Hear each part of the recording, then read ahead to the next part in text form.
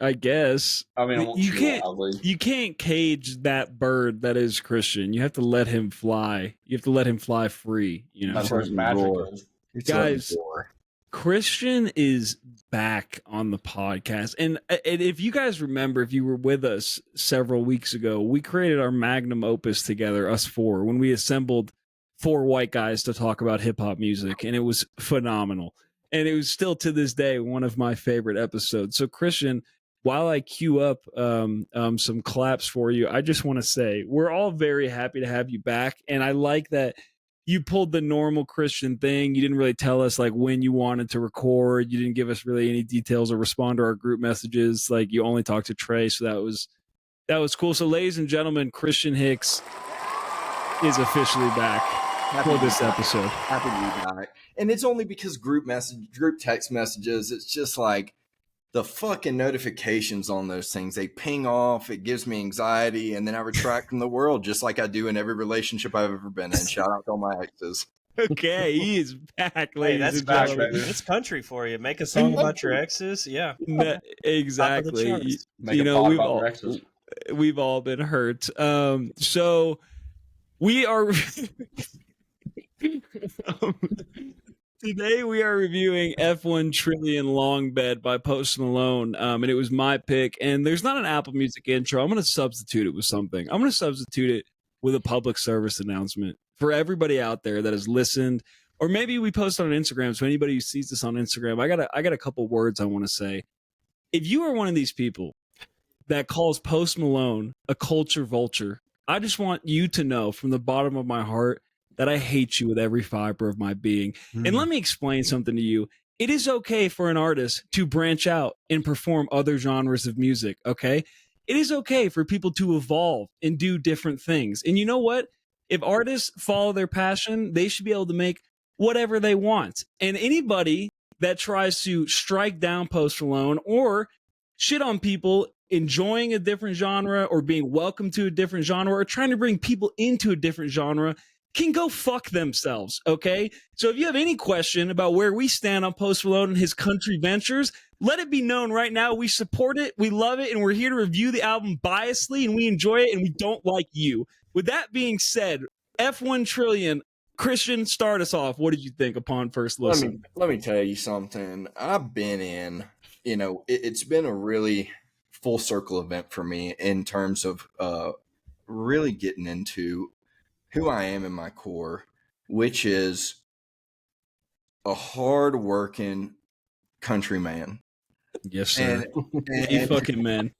And this event happened the day that I stumbled into the Takova's store here in Cherry Creek. It's Roughneck area, if I got to tell you about it. Oh, it gets rough down there in Cherry Creek. I got me a pair of some ropers, some good old cowboy boots. Yes. And just like any person who puts on a pair of cowboy boots, your personality immediately changes. And along with that came me really taking a moment to get into my roots, listening to some Hank Williams Jr., listening to some Dwight Yoakam. So this has been my summer of the come up onto the country, and everybody's getting down with it. With Post Malone, same thing. So fuck yeah. Love it. The album in itself, Blake, you and I talked about this. When it first dropped, we just got that first disc, which is practically 5%, 99% features. Yep. And while it was cool, it was a little bit to me like a cop-out. It's like it's easy to create music with that many features that's in that genre. So for me, I was like, okay, awesome. Don't get me wrong. Like this shit's still going to ride.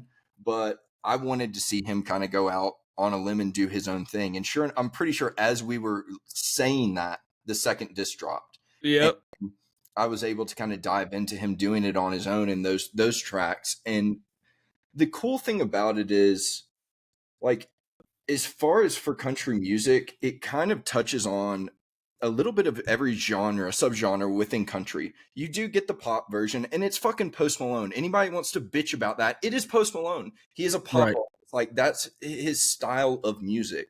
So yes, what it is. But I think he did a really good job of involving collaborators that were new and old. So you have this giant spectrum of subgenres within country. You have kind of like a saloon vibe. You have a little bit of a pop country. You have a little bit of like 90s Dwight. You got some fucking Hank in there. You have bluegrass. And so it touches all these things that I think if you listen to this as a country fan, you're going to find a song that you love. And that's what I appreciate about it. It didn't go into this like kind of subgenre of pop country, and that's what you get out of it. Yeah, do they kind of have that tone to most of those songs for sure? But the cool thing was you got these different little subgenres, and I think that's what I love so much about it. Very cool. Trey, upon your first listen, what do you got? I want to save Anthony for the end because I'm real interested in Anthony's take. So, Trey, what did you think upon first listen? I'm most interested in Anthony's take as well. First off, Blake, I want to address your rants at the beginning of this. I think you got to get off the internet a little bit, man. Like, no one's that upset about this. No, album. they are. I think you're no, really they absolutely are. I think you're really letting some of the things that you're on affect your total experience in life, and maybe. No, I'm not letting it affect me. I'm not letting it affect me. I enjoyed the album, and I didn't let it affect me. I think it's toxic to the music space, and I think it's fucking ignorant. And I think that's fair. That's a fair assessment for people that believe that, which some people do. You also kind of did this same thing when we were talking about Eminem talking about being canceled. You're like, well, nobody's saying that, but people were.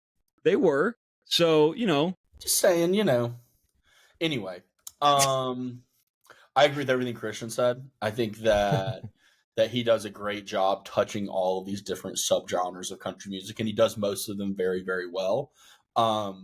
There's ones that I don't particularly care for, but I have recently had a renaissance into enjoying country music in the last about year or so, and I think that country music in a lot of ways is making a comeback. At the end of the day, country music is just about telling stories, right? And that's like the whole thing.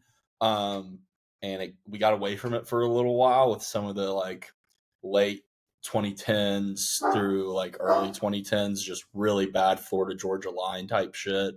It's not actual country music. It's pop music with a guy faking a country accent over it. Right. It's not genuine storytelling of the common man of America. And I think Post Malone, which we are, by the way. Oh yeah, I mean obviously we're very common. Very very peasant like. But Post Malone has had a hell of a life, and I think he's a really good guy. Seems like he was probably pushed in a direction he might not have wanted to go to begin with in his career. And Blake, you've liked Post Malone for a long time. You call him Posty. I like calling him Posty Maloney. Okay. And yeah, it's great. Obviously, Billy Strings is on this album. That's the thing too. Is he has some of these heavy hitters. Like if you got Dolly Parton on an album, like you got the stamp of approval. You can do whatever the fuck you want. You know what I mean? So yeah, I really enjoyed it. Anthony, we're all waiting. Yeah, well, so I have admittedly never listened to any Post Malone music until this album.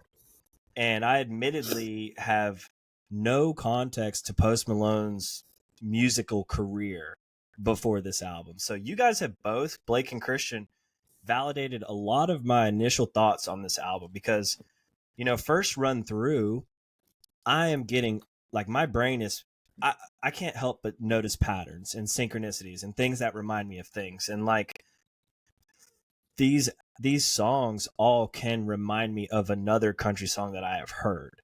That's not bad. That's just an observation, right?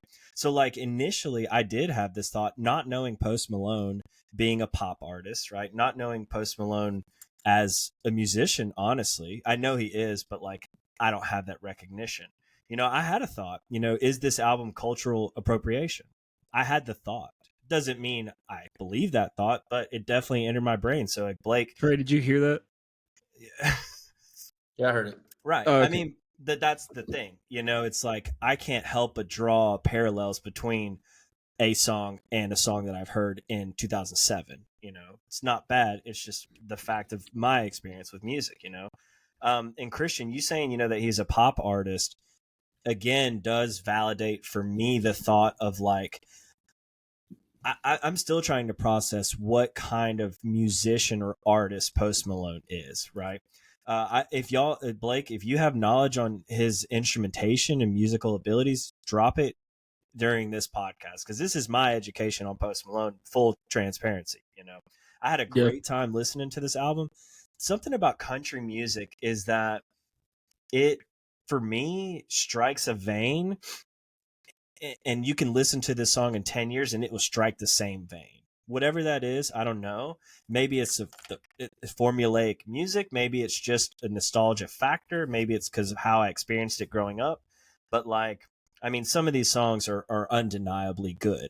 You know, you can't say that they're bad. You can nitpick and find things out of it. But like, again, country music is what it is. It is a feeling, you know, and I think that this album does touch all over the spectrum of country music. And then I like the fact that he did the disc too, you know, with a lot of the solo work, because that to me started to kind of piece back, you know, what is he actually putting out there. You know, I'd love to hear writing credits, but again, just seeing all these names: Tim McGraw, Dolly Parton, Hank Jr., I mean, Jelly Roll, Brad Paisley, it's all over the map of established musicians. So like, getting their input on this album, that speaks in its own. Like that for me, like you said, Trey, gives it the stamp of approval to say, all right, there's definitely a lot of respect for him from these other artists. But critically, I don't know a lot as far as who's writing these songs, who's performing these songs. I mean, I assume there's bands, but just the concept itself, to do an album full of duets is super cool with legends. So yeah, I had a good time. That's I think what you kind of pointed at and what Blake was talking about with the like appropriation type thing, I think people are misusing that word. I think what they mean to say is that it's almost subgenre replicating. Yeah. And that's very specific because of these features that are on it. All of these features on it feature people who make a certain style of country music. So when Post is putting out music that reflects is with these features, it's going to sound like it's almost taking from that and not pushing the genre forward, but it's supposed to because they are featured on it. Right. I think that's where people are kind of getting that sort of word a little misconstrued as like appropriating it. Yeah, and I think like Post, this is more for Anthony, but he was a hip hop artist, right? But like Post music, and I don't know how much Trey and Christian have listened to it, but like his genre of hip hop music has always been more pop music. Like that's just really what he has always been, and people have labeled it hip hop music because of it fit more into that genre than it did pop music. But it's like pop hip hop, and I think that's he never labeled himself the greatest rapper of all time. He never really went out and said, "Oh, I'm some phenomenal rapper." It was a box that he was put in. And he has slowly expanded his ability to make different music. And the thing about Post is he has a album on Spotify called The Diamond Collection, and there's 10 songs on there that have over 1 billion streams. Like he's a extremely popular artist, and I think he has earned the right to do whatever he wants in his musical career. And it's kind of annoying to me, and part of the reason I went on the rant was it's annoying that Beyonce can make a country album and no one says that. No one has a problem with it. Nobody makes a comment about her making a country album. But when Post does it, well, he used hip hop in our culture to allow himself to make a hip hop or to make a country album. That's not what he did. I don't think that has any validity to it, and it just bothers me that people say that. You know, I mean, people did have an issue with Beyonce making a country album, though. They said it wasn't really a country album because she made it. So, like, it was kind of like a similar critique, but reverse. So, like, oh, well, this isn't an actual country album. But right, it's hip hop instead, right? Right. But, yeah. And there's no secret to this album. I mean, you take these legends and you produce music with them, and this is what you'll get. So, like, the concept isn't groundbreaking, but he's the first person to do it that way. At least in my mind, he is. I don't know. I could be wrong. Right. But like, again, to travel and meet with all these artists, I mean, to pull Hank out of wherever he's at, I mean, that says enough right there. You know, I mean, True. So like, again, the concept should be applauded, I feel. But yeah, you would get people who can't get out of that hole of thought to say, oh, he's just ripping off so and so. Yeah. But fuck them. Well, Christian, lead us off. What do you got for top tracks? So I did mine in a combination of the first and second disc. So bear with me. I didn't know the rules. That's okay. That's all right. There's no rules. It's anarchy. My number one track is Go to Hell because it's just this fucking... It's a straight honky tonk song. and it just gives me this fucking fun kind of saloon fucking vibe where everybody's kind of throwing a little bit of a riot. And a little part of it made kind of was a little jab at myself, I think, from poor relationships where I might have been manipulative or whatever. But her personality or whatever. her personality trait is getting even, make you question everything you think you're needing. Christian says Post is singing straight to him. Yeah, and He says what I'm feeling. It's just got a fucking awesome little like honky tonk country breakdown there at the end. It's just a fucking fun song, and it's one that out of this whole album I'd probably listen to 100 fucking times. I was listening to it in the gym today, just fucking riding around. Nice. Number 2 is Never Love You Again with Sierra Farrell. That's just an absolutely gorgeous song. It's very like 1950s style, like old school country that I absolutely just adore. I love that kind of vibe is making a sort of comeback in what is considered popular and like listenable, widely country. And it just like tugs at my heart every single time. Cool story. Like I saw Tyler Childers a couple weekends ago, and Shaky Graves opened and brought Sierra Farrell out to do a song with him live, and it was just fucking amazing. So it was cool to like get to see her. And number 3 is Wrong Ones.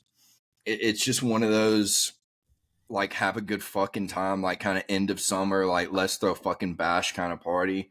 He's like, got them cold ones coming, smoke filling up my lungs. I got fuck you money. It's just like, yeah, dude, I love that line so it's almost much. anthem-y that, and y'all know this, I usually don't like anthem-y type songs, which is why some of my bottoms you will understand. But yeah, it's and I think it's the first fucking track on the album. It's just a great way to fucking kick off what they're doing.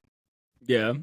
And Christian and I, when we talked about the album, I told him, and I've mentioned this to Anthony and Trey too, but like it's very much like country music in itself is very like summer-esque, but this album to me, I told Christian and we both agreed that it's like not only summer-esque, but it's very, you could listen to it at the bonfire during fall, right? As it cools down and you're at the bonfire, you got a nice little flannel on, and you throw on this country album, and I think it fits perfectly in both of those time periods, right? And I think it's a very good send off for it's like that perfect summer. switch before you switch over to like Tyler Childers' sad shit for fall, right? Exactly, just to help you kind of ease into that. But I had some like honorable mentions, like Finer Things, Pour Me a Drink. It's fun. It's country pop that I can get behind. Hide My Gun is one that I would never willingly admit that I fucking like because it's so stupid. Like the lyrics to me like crack me up. But there's something about this song itself and the instrumentation that I just love. There's Ain't How It Ends. It's for something like makes me feel a little bit like Dixie Chicks cute, where I'm like, oh, like I feel like a Dixie Chick kind of listening to that song. I feel like a Dixie Chick. And then Two Heart is one that just fucking, I mean, it's tugging on them heartstrings, brother. But yeah, those are my top 3 and some honorable mentions. Nice. Trey, what do you got? Okay, so I did mine a little different as well, so I'm kind of having to look through them, but I did 3 for each because I thought that's what we had to do. That's fair. But okay, so probably my number 3, I would put Two Hearts. I was really impressed with the Post Malone solo part of this album, because when it came out, the deluxe album or the extended version didn't come out immediately, right? It came out like a couple hours later. So I listened to the first album before that, and I was like, this is pretty great. Like he really was able to pull a lot of people together. Like this is there's a lot of variety here. This is awesome. And then when the second one came out, I saw it was like just him alone, and I was like, okay, this is probably where it's going to fall apart. You know what I mean? And it didn't at all. I think it might even be better than the duet album. So anyway, Two Hearts, really enjoyed that. My second album, my second favorite song, I put Never Love You Again with Sierra Farrell. Sierra Farrell is blowing up right now. She is incredible. She's got a great voice. She's really more so Americana, I would call her, than country. Kind of in the same realm as Billy does Americana type stuff as well as bluegrass. So, and then my first one is Have the Heart with Dolly. I think Dolly Parton being on this album is such a big thumbs up. This is totally fine. I mean, she doesn't do things unless she wants to do them. And obviously, Post Malone probably had some type of connection with her. So, really enjoyed all three of those. I have some honorable mentions as well. Finer Things with Hank Williams Jr. What I love about this song is yeehaw, motherfucker. you have all of these rich fucking country music stars pretending like they're poor, pickup truck driving, living in the back roads in the country fuckers. Post Malone doesn't do that. Post Malone, there's like a line here: platinum on my teeth, wagyu on my grill, and got George Jones cranking out my Coupe de Ville. Like, so good, dude. It's like it's kind of like the same thing as that. I got fuck you money. Like, he's very genuine in the fact that, like, hey, he's not I'm a rich guy. I'm a rich guy. Like, I got fuck you money. So I really like that. Obviously, MEX ICO with Billy, Billy Strings. That song's great. Love that Billy's getting a little bit of exposure, probably to people that have never heard of him before. Billy Strings to the motherfucking moon. Yep. And I put Who Needs You and Fallen in Love. Those are in my top three for the other ones. Fallen in Love is a beautiful little 90s type love song. And Who Needs You is also really good. So nice. A lot of great songs on this thing. And Billy and Post have a very interesting relationship. They've been friends for a while and really support each other. And there's some old clips. There's this really funny clip where this was probably, I don't know, 6 or 7 months ago. Billy brought him out at one of his shows and Post is playing with him. And Post is smoking a cigarette and he comes out and this just like tells you what type of guy he is. He asked Billy, like, what do I do with my cigarette? Like, is it okay to throw it on the stage? Like, he was asking him if it was okay to put it, because it was Billy's stage, and Billy's like, yeah, just throw it on the ground. Nobody cares. But he was like so conscious of like, is that the appropriate thing to do? So I think that's funny. They have a really good relationship. So I think that's really cool. It's also just a wholesome question to ask for all you cigarette smokers out there. Like, don't just be flicking your butts in people's yards. Ask people where to put your cigarette butt. Exactly. Throw it in a trash can if you see one around.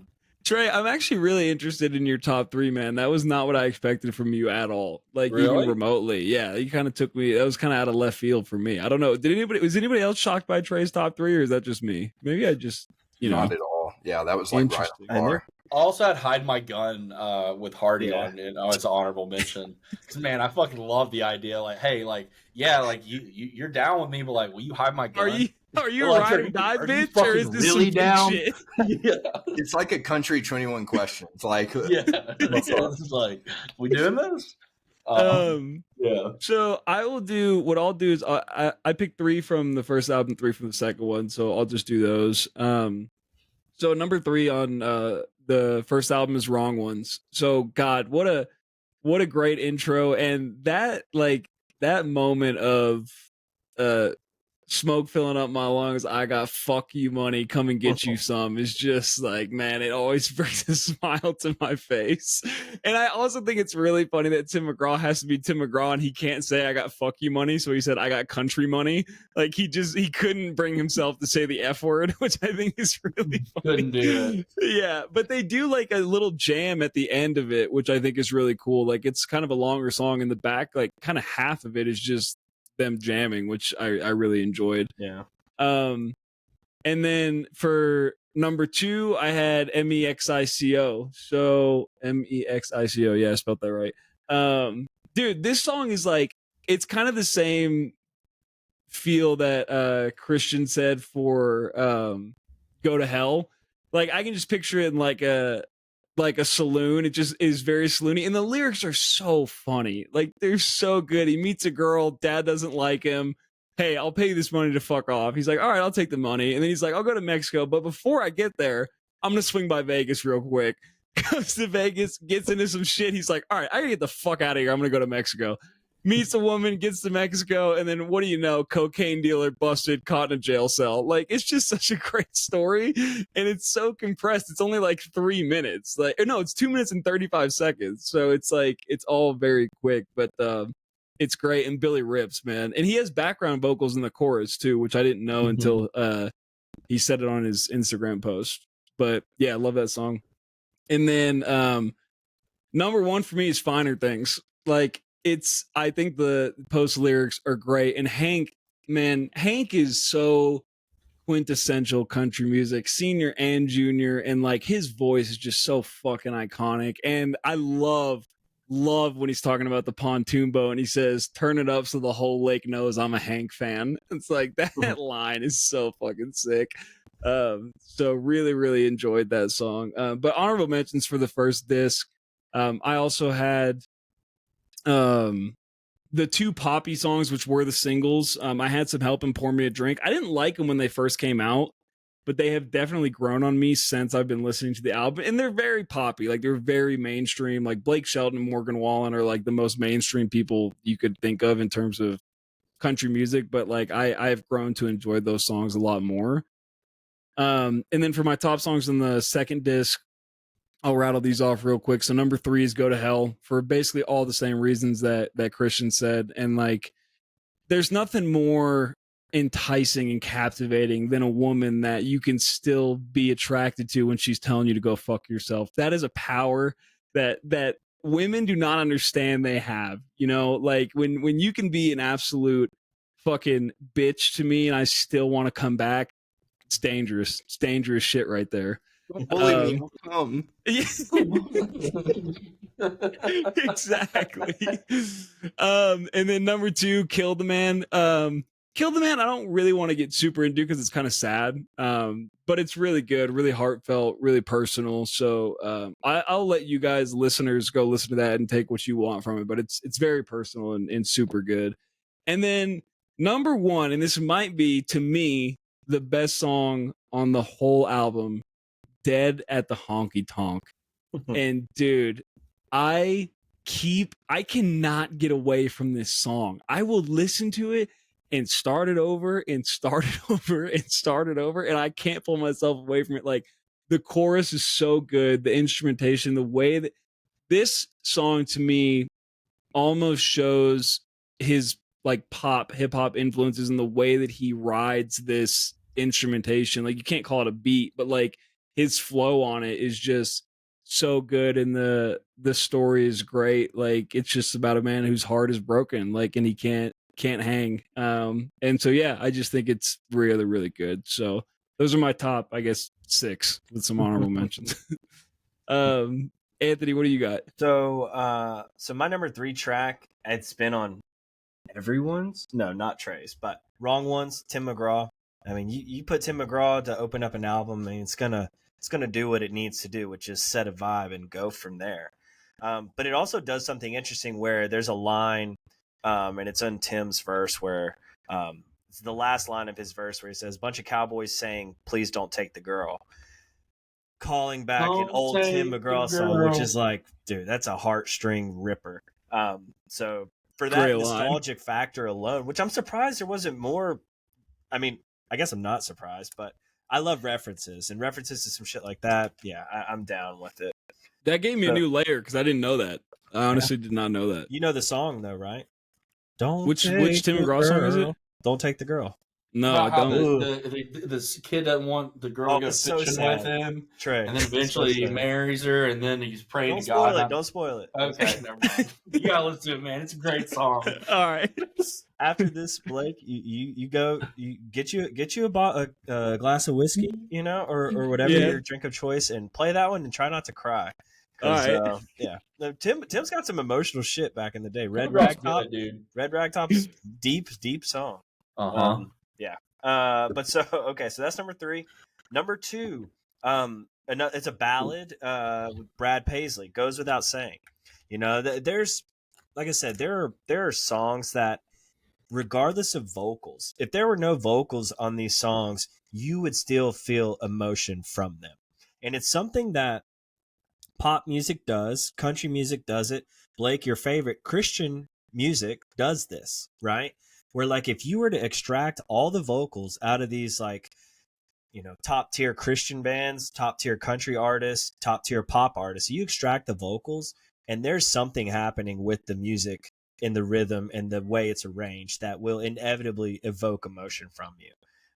It's not a bad or a good thing. It is just a thing I think we as like humans are drawn to, right? For whatever reason. I've never been able to like express it fully, but like this album really put it in perspective to me, because like I haven't listened to country music, like this in a long time, but you listen to it, the first chords, you're like drawn in already, right? So I think it's a really nice touch with this album, that it does that, but also there's something behind it. There's something behind the music that I think is pushing it forward too.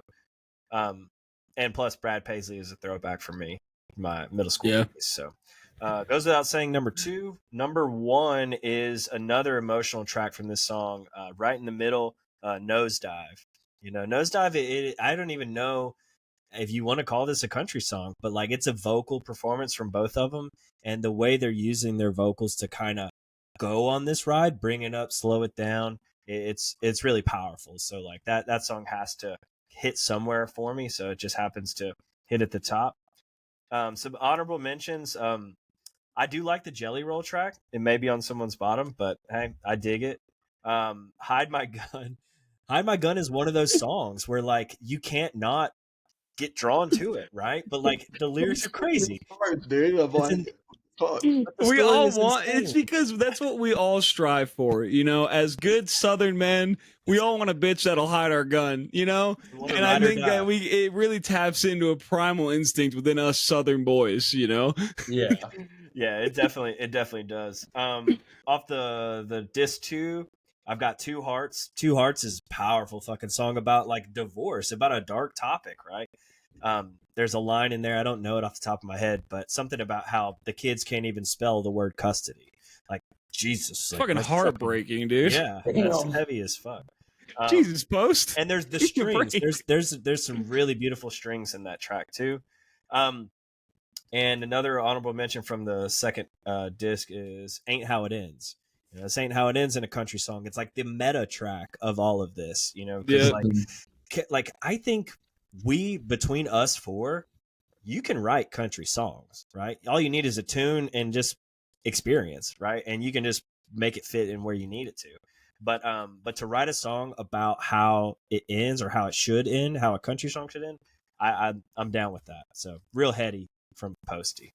I think there's an American Dad episode where somebody's playing country music in Roger's attic, and he's like basically shitting on country music, and he's like, "Oh, I could go be a country artist," and then he puts on one of his disguises and tries to play country music, and they all like boo him and throw tomatoes at him, and Haley's like, "You don't understand, like country music, there's an emotion there that you just can't tap into. Like it takes experience, it takes life. Human. Like you don't have that." Yeah. So I think that's really funny. Before we get into bottom tracks, Christian, are you watching the Alcaraz match behind you? Which match are you watching? Just need to know this. Oh, it's split screen. Nice. Fuck yeah. I'm also watching tennis now. Yeah, me and Christian chat about tennis every once in a while. Trey, we're not just college football guys, all right? Like we in the background and diversify a little bit. Mm-hmm. All right, Christian, what do you got for bottom tracks? Sir. Number one, I can't help but do this, but I had some help. I don't like what's his name. Morgan Wallen. I feel like he's the guy who like tries to start fights at bars with his boys behind him. I feel like he's that dude. He literally did that, dude. He literally did that. Yeah, he threw a chair off the roof and almost hit a cop. Holy shit! It's one of those that, like, as far as I can deal with some of the poppiness on this. That's one where I kind of draw the line. Number 2, I'm sorry about this, Trey, but it's Have the Heart with Dolly Parton. It's almost perfect. It's almost this perfect saloon song, and then it kind of gets to her part, and it's just something that like irks me at my soul when she's like, "Want to hear something sexy?" And I'm like, well, from a 90-year-old corpse with fake jugs, like I'm good, I'm sorry. I'd still smash Dolly. Don't say it. That's bucket list material for Trey. Yeah, dude. Are you kidding me? Absolutely. Yeah. She's awesome. She'd be so nice to me after. She'd bring me a goodie bag. She made me some cookies, just like pet my hair as I ate them, What the fuck are you, a dog? When she said that, I just like, want to hear something sexy? I was like, hear something sexy. Infinitely soft. Yeah. Yeah, I couldn't do it. And then Falling in Love.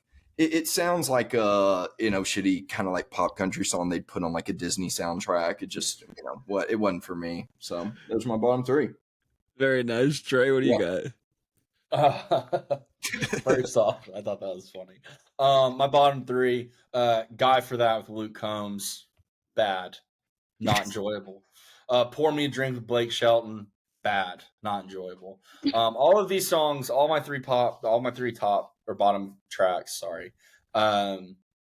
all kind of have a theme, and it's that they are in that genre of country music that I don't enjoy in any way, that I don't think is genuine. I don't think it's real country music. I think it is people who get together and create a song for the purpose of selling music and making money.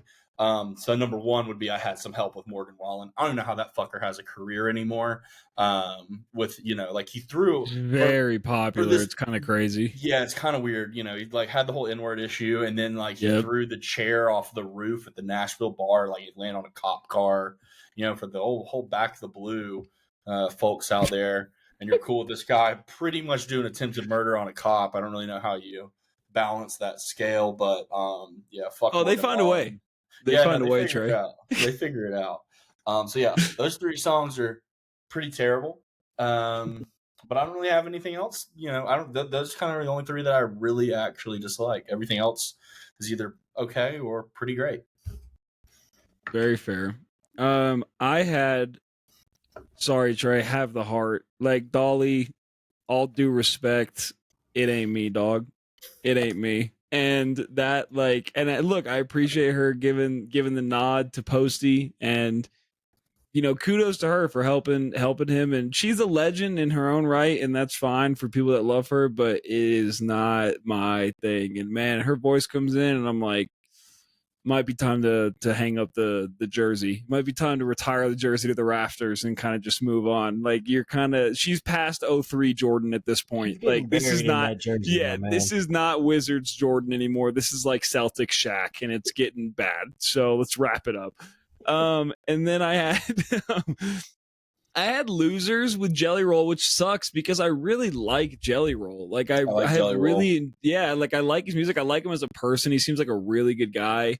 He's been very vocal about the opioid issue. He's a huge Eminem fan. They have a song together. Like I really like him, but this song, like, it's just really corny to me, man. It just sounds like, I don't even know how to describe it. Like it's about, I listened to it once and I was like, I'm never gonna listen to that again. It was just not fucking good. It's about, no. Yeah, like, and I kind of got the general concept of it, like not being very popular and like in life or whatever. And then I was like, I can't relate to that because I'm super popular and have always been, but like I'm sure for Losers they really like it, but that's not us, so it wasn't really tapping into a vein that I'm familiar with. And then my last one, man, and this one, this hurts me more than anything else, but California Sober with Chris Stapleton. God, I was so let down by that song, and I love Chris Stapleton's voice. And what's weird is there's a Billy song with Willie Nelson called California Sober. And I was like, oh, maybe he's doing a cover of it, which would be really cool with Post and Chris Stapleton.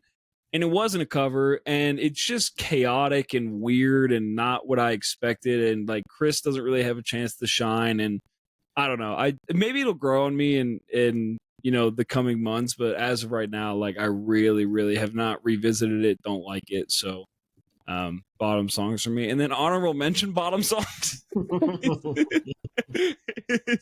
Here's the thing, yours, I'm sure when I inevitably, because this is how the universe works, have a daughter, I will revisit yours and it will mean a lot more to me, but I don't have a daughter, thankfully, as of right now. That I know of. And I know when I have my first kid, it'll be a boy because I just know that. I feel it in my core. And so I don't relate to the song. And it just sounds very like I went to Tennessee, I was in Tri-Delt, and I am doing my father-daughter dance, and this is the song I'm going to play. And it's like, all right, I get it, man. But like, it's very basic and just not that my exact thing. situation will probably happen many times over. Oh, 100%. 100%. You're definitely having a daughter first. No, I refuse to let that happen. So it will be a boy. And just like take her out to the woods. I will manifest a boy into this world. You'll see. All right, Not so the that best was ones. those were my bottoms. Anthony, what do you got? So before I do my bottoms, I want to ask you guys, because you brought up Willie and I wrote down Willie. Like, is there any artist that you guys wish would have been featured on here? Like, I Willie for sure. Yeah, I mean, he's the king. But any other artists that you guys feel? Tyler Childers would have been kind of cool. Yeah, Sturgill Simpson. For me, Shabuzi, 100%. I would have loved to have, seriously, like, I love Shabuzi, and a lot of people give, like, I read a comment when this album dropped, and they were comparing it to Beyonce's, and they said, like, one of the coolest parts about Beyonce's album was that Shabuzi was on that album, and it kind of catapulted him to a new level within his career, which is really cool. But he's easily bar none my favorite country artist out right now. Like, I've listened to that album so many fucking times. So he's really good. So I would have loved to have seen him. I feel like very different ages for me would have been like old school 90s vibe Dwight Yoakam. Yeah. Like I could see that fit so well into this style that they created kind of through a lot of these songs. One that would have really, I think, changed the game for the style of the songs that are on this album is Coulter Wall. Ooh. The guy who's just like very old school, like fucking cowpoke out in the middle of nowhere, but has gained a lot of popularity. He just has such a distinct voice. I'd have been interested to see that contrast with Post. Yeah, nice. So going into my bottom tracks, we got a running theme here in Trey. All due respect, man, but Dolly. It's okay. I mean, everybody has nailed all of my thoughts. That's fine. But like, I'm good on Dolly. I've been good on Dolly for 50 years, and I'm only 33. So like, we're good, Dolly. Yeah, when she gets to talk, she just can't help herself, and like, I think she's you lot lizard. I mean, she is like, chill the fuck out. But like Dolly, I think in the minds of like, you know, country aficionados can just do no wrong because it is just Dolly. So like, you sign up for it, you know, when you put Dolly on a track, you're going to get half vocals that you could do without and half Dolly singing you sweet lullabies about how good you look. Right. So like, I mean, I think if you were into GILF porn like Trey is, it would be a different story. But since you're not into GILF porn, dude, I'm just into someone taking care of me. Okay, and I feel like she would do a good job at that. She definitely would. What else you got? So these other tracks, right, had some help. I wrote Hey Mercedes from the bottom side. There is something with Post. So I mentioned earlier, you know, this is my first time ever hearing him like perform his voice.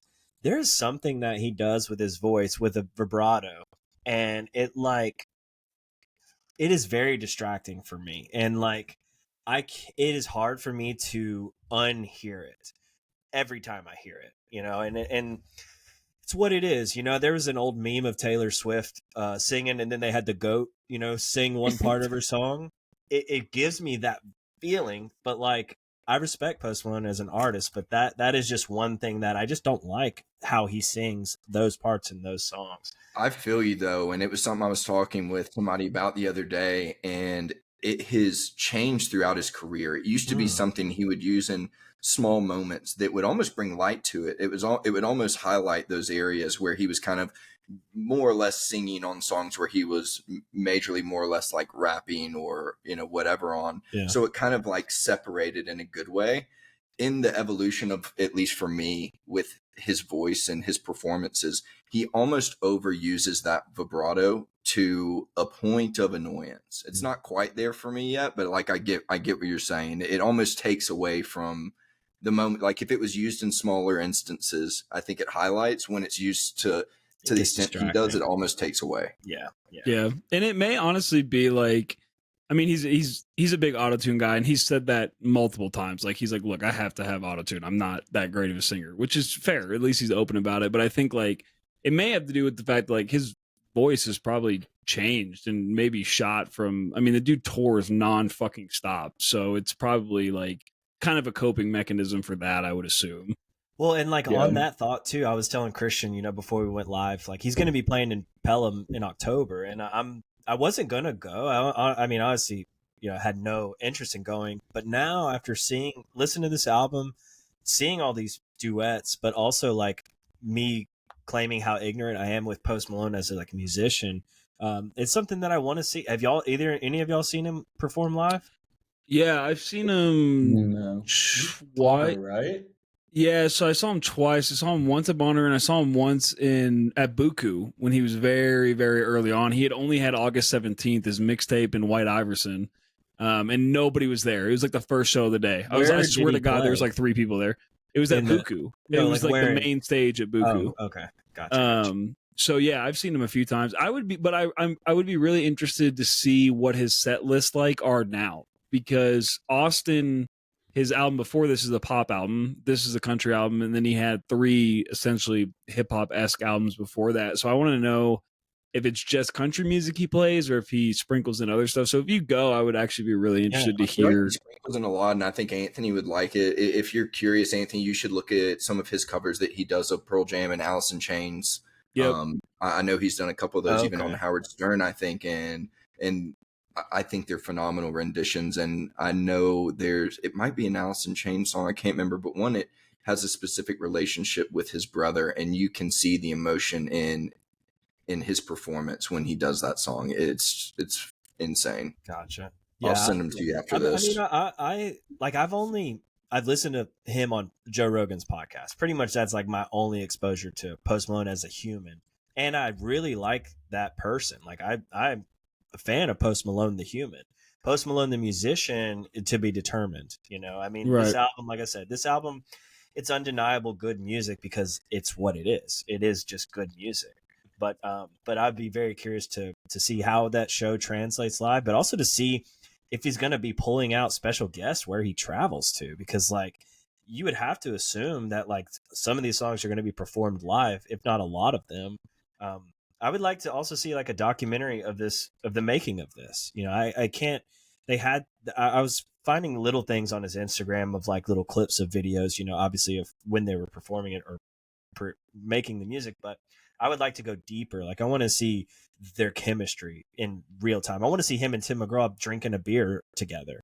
You know, like Yeah. or Hank, like that would be fucking legendary shit. So it's out there for sure. But yeah, that's all I got for bottom tracks. Cool. Well, oh shit, I didn't even look if there was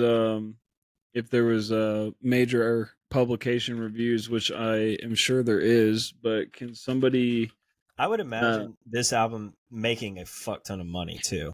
You know, like this one being produced on vinyl, produced on cassettes. Like this is Christian's something got merch on right now. Yeah, Christian, flip that hat around, bro. Yeah, bro. Real country style. Yeah, bro.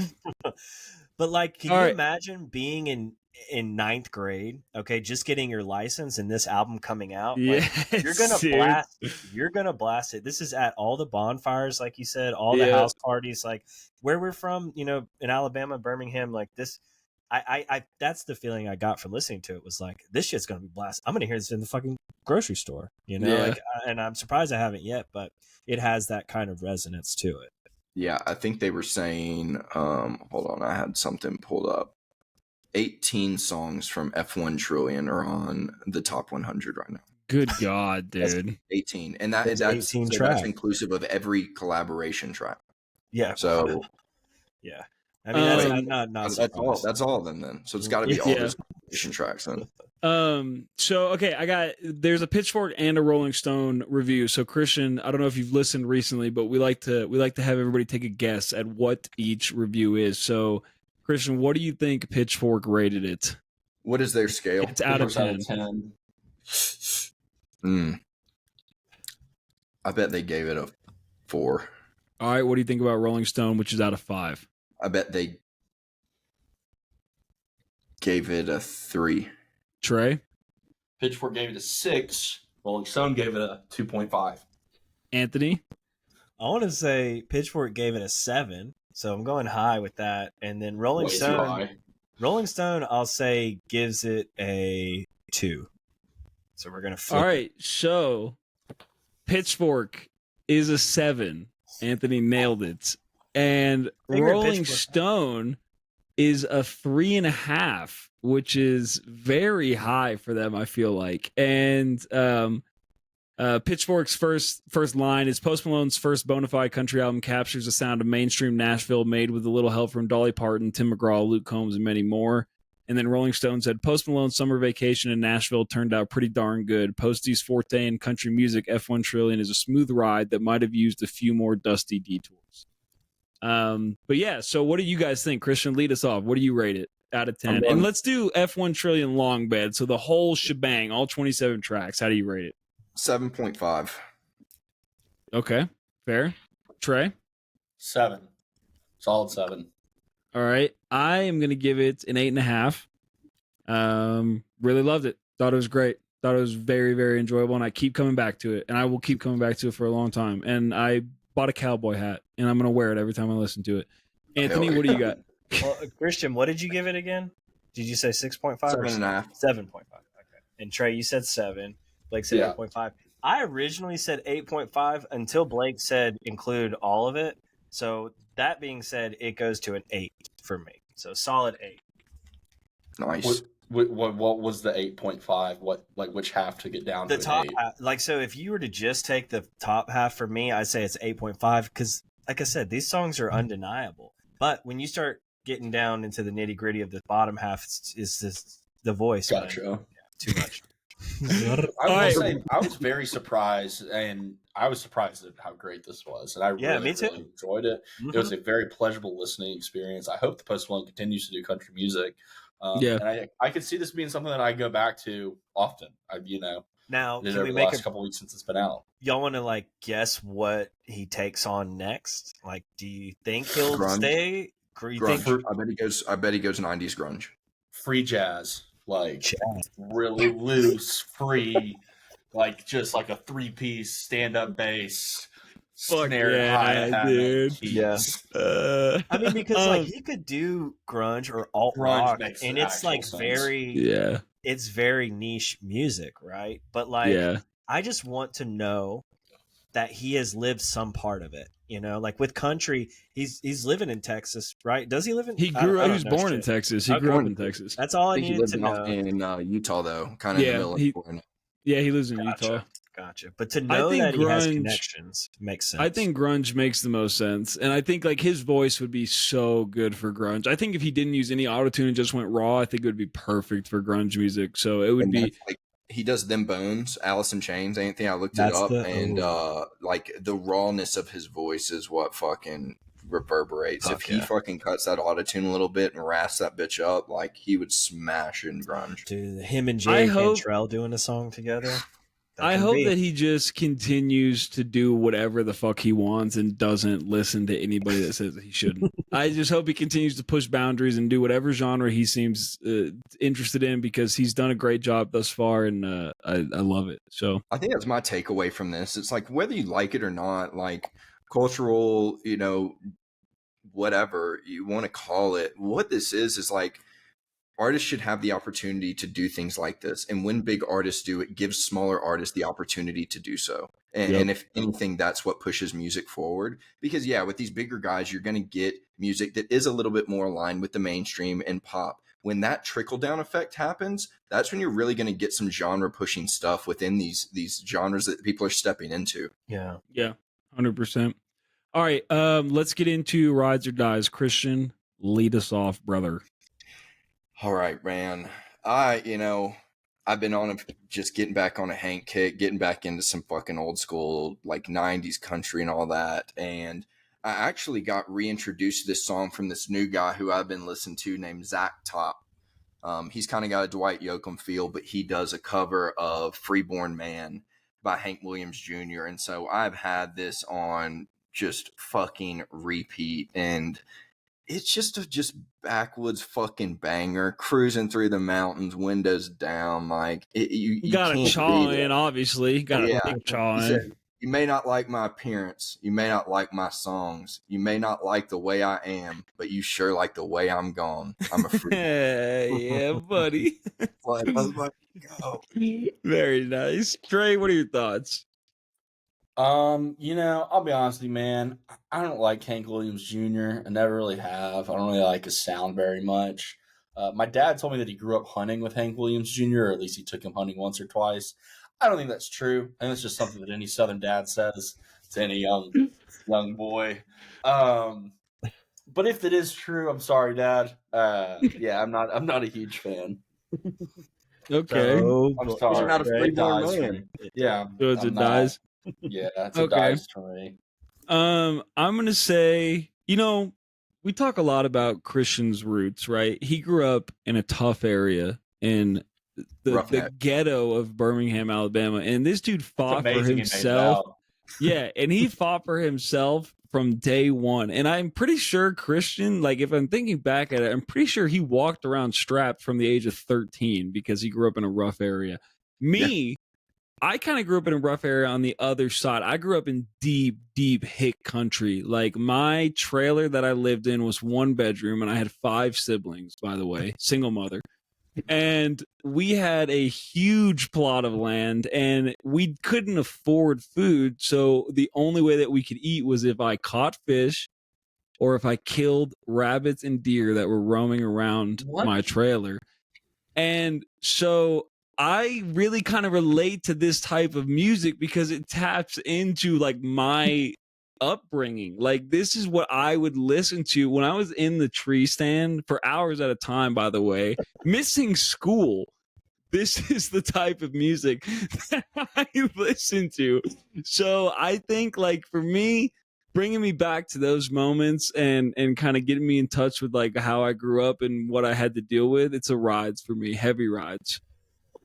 Heavy rides. Freeborn man. Yeah, see how long exactly. that rant lasted. That was a good one. That was a good one. Yeah, it just kind of kept. It was like a Family Guy bit that just like kind of kept going. And kept I was going. hearing like 2 trailer park girls go round. Well, sorry. Trey, that one Family Guy cutaway where he goes, I don't know, that cutaway was so long I forgot what we were talking about. Is that when the wolf becomes a hooker? Yes. Yes. Oh. All right, Anthony, what do you think? So I won't say I'm a huge Hank because that's a ditch for people who are huge Hank fans. But no, I get down with Hank Jr. We used to play poker regularly, play pool regularly, and he was in rotation. I thought you were saying you played with Hank, though. Okay. Oh no. No, my dad. No, he used to tell me they had some story. No, me and my childhood friends would listen to Hank Jr. pretty regularly. So this definitely rides. I'd never heard this song before though, so glad to get some Hank exposure, even though he's like 99 and a half years old or something. So keep going, Hank. Fuck yeah. Trey, what do you got? You mean for my rides or dies? Yeah. Yeah. So I sent in a song called Midnight Gospel Radio by Yonder Mountain String Band. It is a fully instrumental song. I have it on I have this like meditation playlist that I have the song on. I absolutely fucking love Yonder Mountain. But I really like this song as well. I'm curious to hear your thoughts on it. Christian, lead us off. Yeah, this is just right up my alley, especially now. It's really moving into that sort of like we're getting crisp mornings out here in Denver where we're starting to move pretty quickly into fall, and this is it's what we were talking about. We're listening to this F-1 Trillion and it's kind of party summer vibe. This was very much the move and adjustment into good fall. I love some Yonder. This was great rides for me. Here's the thing. Fuck. I don't got time for another one of these, bro. No, it's not a long one. The banjo in the beginning is out of tune, and it ruins the whole fucking song for me. It's not that he's out of tune, he's playing odd frets, and it sounds weird and jarring. And like just immediately I was like, what fucking notes are you playing? But then it doesn't make sense to me because then he goes into notes that are in tune with the rest of the song. So I don't know why he starts the song like that. And it really bothered me, Trey. It really bothered me. And so for that reason alone, dies. I like the rest of the song, but the beginning of it pissed me off. So I have to give it a dies. Yeah. I'm sorry. Right. Blake, Anthony? the purist banjo lover over there. Yeah. No, this song rides. I don't know what Blake is smoking over there, but it must be pretty good shit. Grass. Yeah, right. But no, I like Yonder Mountain String Band. They're a great live show. Anytime you can get live bluegrass, go see it.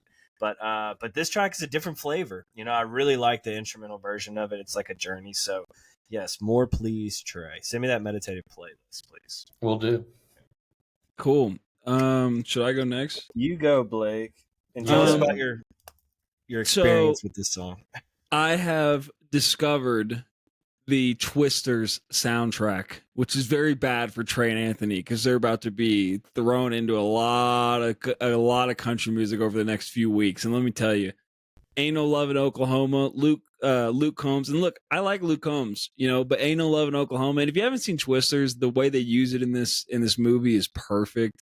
And it's just like, it's such a feel good country song. We're about to get into some shit. Like, let's go chase some naders, or let's go shoot some guns, or whatever we got to do. But it's a bop, and I really love it. And I love the whole Twister soundtrack, and they use it really well throughout the entire movie. So I know Anthony has seen Twisters. Maybe he will agree, or maybe he will disagree. But I had to stick with the country theme. You know, I had the cowboy hat on. I'm not going to play some hip hop music, right? So like, I had to stick with this. So Christian, what did you think? I gotta say, just for like what I've heard of Luke Combs, like I'm not that big of a fan. I also haven't listened to that much of him. But I was digging this one. It was just like kind of what you're saying. It was like we're about to get into some shit. I'd like to see it in the context of the movie, but this is a ride for me, which was odd because like most Luke Combs stuff, I'm very much like not into. But I was digging this one. Very fair, Trey. Yeah, it dies for me, unfortunately, my friend. I don't like Luke Combs in the slightest. It's like right up my no-go alley. And do you want to go on record as saying that it has nothing to do with my rating of your song? Oh, it has absolutely nothing to do with your rating of my song. All right. Yeah, I just want to make double sure. down. Yeah, no, I wouldn't do that. I wouldn't do that to you. I'm not petty like that, Blake. You know, music is subjective. I mean, I wouldn't say necessarily the banjo's out of tune. It's not how I would describe that. The wrong threat. But you know, hey, listen, I think it was an artistic choice. I think it worked out well. All but right. anyway, it's not for real, not for me. I don't think the movie Twister is going to be for me either. I do want to see you're gonna love it. Comes out to streaming. You're gonna love it. But yeah, no, not quite my tempo. Anthony? Gotcha. So I'll tell you a real life experience that I actually had in this reality in Oklahoma. One time me and buddies were driving to Colorado from Birmingham. So long ass trip. You hit the Oklahoma state line, you know what's going to happen, right? When you have a lot of stickers on your car, you're going to get pulled over. So we got pulled over and got profiled pretty hard. This was the first go round of long hair for me, and we all had long hair in the car. So about at least a 3-hour stop on the side of the road. Jesus where they are Christ. searching and flipping through every bag and pouring it on the ground looking for paraphernalia. And, luckily, What the fuck? we were pretty smart about what we were doing, in a sense, like they could not find anything. So after this time elapsed, because they kept calling other cops to come and search the car too, and they were getting pissed because they couldn't find anything. And they realized, all right, they're wasting their time, they're wasting our time, but who's going to be the dick here? And they obviously were. So what they said at the end was that they said, you guys got 5 minutes to get all this shit up off the ground, get in your car and go. After it took him multiple hours to search our shit. So for that fact alone, there sure ain't no love in Oklahoma. And this song rides. But Blake, if you keep bringing Twisters, I'm gonna have to die. I'm gonna have to make him die. So like, no, I'm just kidding. I'll space it out properly. That's a crazy fucking story. Wait, and fuck those people. With? Actually, who were you with? I was with buddy Chris, a buddy Nava, and Chris's brother Jojo. And gotcha. yeah, I mean, it was insane. But here's the thing. I mean, when you have a bong or a grav top in your car and you choose sunflower seeds, a great hiding spot is under those sunflower seeds in a spit cup. Because, yeah, they did not search there.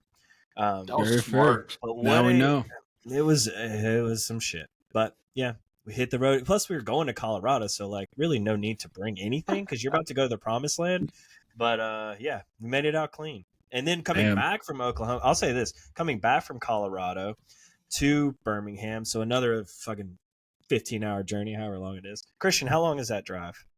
What? 21 hours. Colorado to Birmingham. If you weren't gonna Right, it's 18. 18, right? So it's everything, probably 22, 23. So when you're coming home, in a sense, like you're not really going to take a lot of detours. And plus, we had 4 people, so we were rotating drivers. They're going to do it straight. But coming through, it was either Oklahoma or Kansas. I forget now. 70-mile-an-hour winds, literally driving the car off the road. So you're driving straight with the steering wheel, pointing straight to the right. So another insane experience there. So the moral of the story is travel, and you will have some experiences. You write a country album about it. Fuck yeah. All right, Anthony, what'd you bring? All right, my ride or die is a little track. Started from the Beatles, landed in Joe Cocker's lap, performed it at Woodstock with a little help from my friends. I wanted to bring this I brought it to the podcast before last weekend, in hopes that something special would happen, and boy, did something special happen in Bethel Woods this weekend. So I'll let Trey speak on that since he got to be there. But this song is super powerful. This performance, the Woodstock film was the first movie I think I ever watched on LSD, and good gosh, what an experience that was. And like Joe Cocker just melts your face off with his voice and his energy and his sweat and his emotion. It doesn't sound great, but like it feels amazing. So powerful performance. What did you guys think about Mr. Joe Cocker? Christian, lead us off. I mean, come on. This is just an absolutely beautiful, like, heartfelt song, especially getting to come on here and just like kick it with y'all and get to do a podcast. It was just really perfect timing. It also, and not to spoil like the movie that we'll talk about, Garden State, but there's some scene in that where they talk about moving from your childhood home, and from that moment on, nothing really is home. And I think there's some line from it that says, I think that's what my idea of what a family really is. It's a group of people who miss the same imaginary place. And with all of us like hopping on the pod and me getting to join back on, and us, being from the same place, it just kind of came like full circle with that song, with the movie and all those things. So this is an immediate rides. That was Trey, really what sweet. about you? It was very heartfelt, honestly. It was very deep, and I don't expect that from Christian, so whenever I get it, I'm very surprised. So I was kind of at a loss for words. Trey, you got us. You were taking a sip out of your drink. We all saw it. It was an anxiety thing because I was at a loss for words. Where to begin? This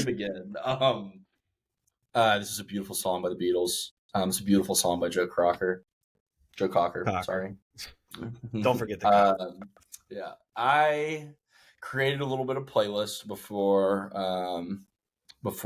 going to Bethel Woods this weekend. And for those who don't know, Bethel Woods is located at the original site of Woodstock. The venue itself is not where the stage was, but you do have access to the famous field. We actually did some like meditation, yoga, sound bath exercises in there. Some interesting breath work with Illuminati Congo, which Anthony, I'll tell you about later. But yes, it was a really magical weekend in general. But Derek came out and played this song, and he actually sang the song, which is something he's been doing more and more of this year. Derek doesn't have the best voice, but he fucking crushed this. He had a filter on it, and he sang the song. Derek has, I think, a way of first off, this song obviously rides. This is an absolute classic. But I'm going to kind of keep talking about Pretty Lights because that's what I'm good at. Derek has a way of, whenever he sings songs, like he uses like inflection in different spots than you typically like would use in a song. So like with the I will try not to sing out of key, like that was very, very emphasized, and he like filtered it out in like a really interesting way. It sounded great. The way the band like played over it with one of their newer tracks was really beautiful, and it kind of was early on in the show, and it really set the tone for the rest of the night. Night 2 was a really, really special Pretty Light show, one of the more complete ones I've ever seen. And yeah, this rides. I will say that Derek did do, like, at the end of it, he changed the word from friends to buddies, and he said it in a really funny way. With my buddies. Yeah. So something Christian won't particularly enjoy, but I thought it was really funny. It was definitely like a comedic type deal. So the guy's a goofball. This is a hard rides. Go see Pretty Lights are on tour now. Yeah, I think this is a great Joe Cocker song, and I'm glad that he wrote it and sang it and performed it. And it was his song, and he did a very good job of performing and singing his song. And I think if anybody or any other band wanted to try to play this, it probably wouldn't be as good as the way that he did it. So I'm glad that you brought it. It was very good. It's a rides for me, and in terms of look, if some other indie bands, smaller bands want to play this song, that's fine, but it's not going to be the Joe Cocker version. So, I can't tell if this is a Pretty Light Shot or a Beatles shot, but I feel it's a like it's a Beatles Beatles shot. It's shot. not a Pretty Light Shot. It's a Beatles shot. Which I'm glad that you brought that up because I don't want you to think it's a Pretty Light Shot because it's not. And it is cool that he did that. It's not cool that the Beatles tried to steal Joe Cocker's shit and make it their own. So rides for me from Joe Cocker. Very good pick, and very old school sound, very emotional. And you know what? I love being with the boys, man. I love having you guys around and talking music and being on the pod. And I wish that, one day I hope that all four of us can convene, most likely at Anthony's house because he can't leave his 13 dogs alone too long. And we can record a live episode because I think that this song will really come full circle for us when we have that moment together. So hard rides. Also, my arm looks real big. I've been working out like 5 days a week. I'm not gonna lie, dude, it does look kind of swole right now. Like I have been like hitting the gym hard, so I think I'm gonna keep my arm here for the rest of the pod. But yeah, hard rides. So let's get into Garden State, which was Trey's pick. So Trey, give us a little background on why you picked Garden State. Yeah, so Garden State, it was their 20th anniversary not too long ago. Zach Braff wrote, directed, and stars in Garden State. He is like my favorite actor by and far. I love pretty much everything that he does as far as like some of his directorial stuff. And obviously one of the greatest shows ever made, Scrubs, that he stars in and directs a few episodes. So he took a break during Scrubs filming to actually write and create this. Bill Lawrence had a little bit of a hand, from my understanding. He's the creator of Scrubs, of like helping him write it. But it's really just kind of it's an interesting, like, it's a coming of age movie, but it's not like, it's a little bit past that as far as where people are in their lives. It's like a coming home type of movie. I think, I like to think that Andrew Larchman is probably about the same age as most of us are. I think he's like 26, 27, which we're all about 26 or 27. And all four of us. And yeah, it's a bit of an artsy film, but I think that it still is like very relatable. I think the characters are very like real people that you can think of in your own lives. Some of the subtext in this movie is really important, like the conversations that they're having. It's not super plot driven necessarily. Nothing really ever happens. It's just about Zach Braff kind of navigating his own mental health, coming to terms with some of his own trauma, forgiving his father. I think in a lot of ways is a big part of this. And making a connection with someone who also is a bit odd. So this is early on in Natalie Portman's career too. She does a phenomenal job as Sam, probably the best actor in the movie. But yeah, what'd you guys think? I'm gonna go first because my review is a lot more shallow than I know your guys' review is gonna be. I didn't like or dislike the movie. I thought it was perfectly adequate. There were parts of it that I really liked. The scene, like when he wakes up in the morning in that house and the guy goes to answer the door and he's wearing whatever the fuck he's wearing, and like that moment was really funny. Yeah, the night costume or whatever it was really funny to me. I don't really like Zach Braff. I don't like Natalie Portman. Like, I don't like her face. I don't like her as an actor. And I use actor instead of actress because I'm like pretty progressive. And so I think that like she's perfectly adequate. Zach Braff is perfectly adequate. And like the movie was perfectly adequate. Like it was okay. I wasn't blown away by it, but I also didn't dislike it. And I do love I love coming of age movies, and a movie that I've thought about bringing to the podcast for a while that I haven't is mid-90s, and and I know that you like it. I know Christian likes it too, and there's moments that are kind of similar, but this, like you said, Trey, like they're all older, right? So it's a different point in everybody's lives, which I think is a very interesting take on a coming of age movie, because like every coming of age story is like a young kid or somebody in high school or whatever it may be, and this is definitely a very different take from that. But I don't know, it didn't particularly like strike me as something that I would go see again. I think like it's a movie that if I watched again in 2 or 3 years, it may have a different effect on me, but I wasn't blown away by it, but I didn't dislike it either. So, you know, it's kind of somewhere in the middle for me. That's kind of my take, my fresh take on the movie. Christian, what do you got? Yeah, I was kind of where you are as far as like the movie as a whole, of like, not that I didn't like it, not that I loved it. Yeah, I was a little in between on it from a like theme perspective and through a conversational like script perspective. I was in love with it. I think kind of what Trey was saying, this sort of like coming of age or coming back home. I think we've all had those moments, and there are these themes and conversations throughout the movie that resonate with kind of questions or things that we felt when we've gone home, or just felt in life in general, about, you know, looking at things from this perspective of like, you know, it is fucking hard. Like, this life that we go through is fucking hard, but that's what's part of it, and that's what makes it beautiful. And those kind of overarching themes I really enjoyed in this. I normally don't like Zach Braff, but I enjoyed him in this. I love Natalie Portman, so I thought she was awesome, and it was my first time seeing this, so like I thought it was a good first time watch for me. Yeah, this is my first time seeing this film too. I had been staring at it for years. I just haven't, you know, for whatever reason, sat down and watched it. And I was so glad to have had you bring it to the podcast, Trey, because it is such an interesting take on like a life experience. You know, to think like you don't feel at home in your hometown is such an interesting concept, because like I wrote, this is like a hometown journey film where like he is encountering things he has not encountered within his hometown, like he's a foreigner, you know, and he's having all these random encounters that, you know, on the surface don't mean anything, but he's never been to these places, right? The quarry and the wherever the hotel is or the peep show is, you know, it's like there's all these things happening that he's experiencing for the first time with someone he just met. So like there's a lot of like spontaneity within this film that I really resonate with and really love.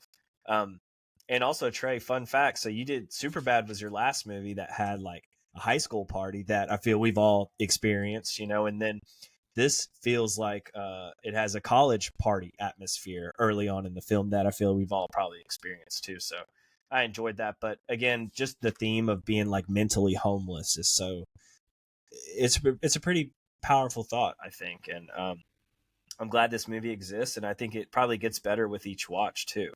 A lot of good quotes, a lot of good thought-provoking conversations, you know. And the credits song, did it sound familiar to you guys? This is kind of a pop quiz question or a pop trivia question. It's a Shin song, right? It's by a group called Frou Frou. But so this is again how my brain works. So I hear the credits roll and I'm like, what the fuck is this song? And then it comes to me, In the Cut, Wiz Khalifa. Play it back. Oh. The song's called Let Go by Frou Frou, and then play that In the Cut, Wiz Khalifa. Yeah, you will feel the timbre that's like, whoa, holy shit, is sampling from that. But like, very nice touch to a very sweet movie. You know, it felt I just really want to say, with Anthony talking about the house party, I read a tweet the other day that said that the art of house parties is dying. And I truly feel like it is, because I don't. Maybe it's because we are old and It's because like we're old. House parties are still a thing. I know. I think they're still a thing, but like I don't know. It seems like they have been dying out, and it has become like bar crawl scenes or pre games and things like that. And it hasn't become. It wasn't what it was when we were in like high school and college, where like house parties were the thing. And maybe that's just because we're old. I don't know, but Yeah, that is might be a perspective thing.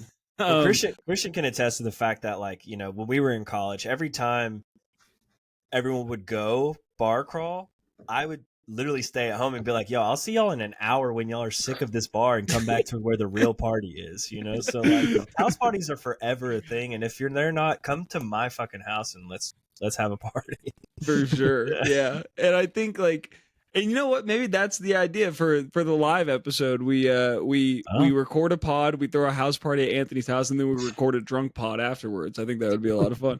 We had a lot of house parties at Anthony's house. Yeah, we did. But that is, I think, Anthony, you touched on like an interesting concept of not feeling like you don't have a home within your home, and that's how. I mean, like I don't know how Christian feels and Trey feels with leaving and things of that nature, but I don't feel.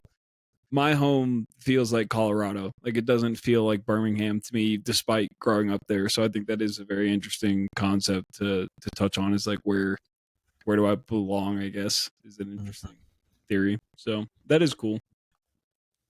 All right. Yeah. Another. I'll hit you with one more fun fact. So why not? One more fun fact. So Trey, if you happen to watch Alien, you might see a familiar face from this movie from Alien. Alien or aliens? Alien, the OG. Singular. Yeah. Singular. Well, then Method Man. It's Method Man. No. Right? No, I don't think Method Man is Alien. No, it's Tracy the black guy, and he's like, "That's Method Man." The dad, Andrew Larchman's dad, is in Alien. He is he's Ash, the character Ash. Oh, you're right. Mm-hmm. I knew when I was watching Alien, I recognized him from something. He's in other things too. Yeah, and not like he's a in the Hobbit. He's fucking Bilbo Baggins. That's Bilbo Baggins? Yeah, that's Bilbo Baggins. I do not know Lord of the Rings that well. Yeah. I trust you. I trust you. So next week, Anthony, it's your album pick because next week is the week of the next September. The next episode. Yeah, it is the first week of September. So Anthony, what do you have for a pick for the first week of September? Yeah. We're going to drop Everything You Need by Slightly Stupid. Okay, cool. And for the movie pick, we're going to do Aliens, which is the sequel to Alien. No, I think we decided to do Alien, the first one.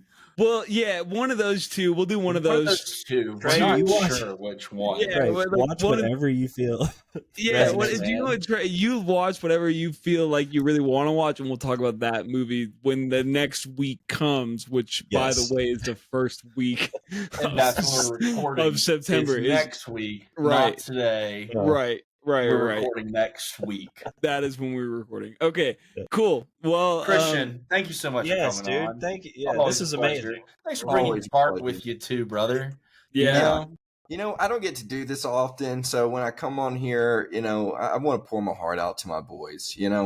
We feel that for sure. And Christian, if it hasn't been said enough, anytime you want to come back, you are always welcome. And if you want to make a full-time appearance, if you're bored and you're tired of arguing with your exes, just let us know and you can come through anytime you want and we will be here for you. But until then, until next time, until next week, whenever the fuck we record again, everybody, we enjoyed it, guys. Good to see you guys. Talk to you guys later. Bye.